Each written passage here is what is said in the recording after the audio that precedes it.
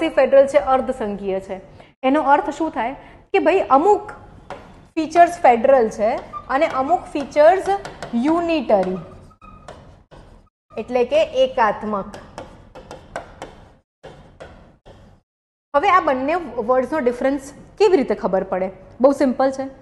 એમ સમજી લો આ કોન્સ્ટિટ્યુશન જે છે હું જ બનાવું છું.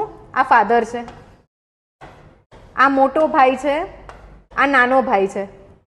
પપ્પા 100 રૂપીઝ મોટા ભાઈને આપે સિનેરિયો એ, અને એમ કે નાના ભાઈને જે અપાવવું હોય અપાવજે.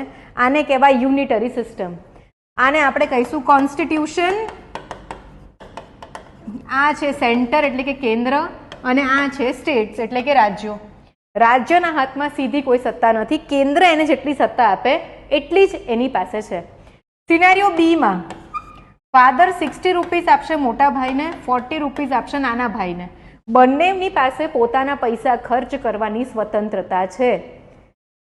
Okay, so this guy for his 40 is not dependent on this guy. આ એક સૌથી સિમ્પલ એક્ઝામ્પલ છે ફેડરલિઝમનો એટલે કે સંઘીય માળખાનો. બંધારણની અંદર અમુક સત્તાઓ સ્ટેટ્સને અને અમુક સત્તાઓ કેન્દ્રને આપી જ દીધી છે, સેન્ટરને, વિધાઉટ એની સે.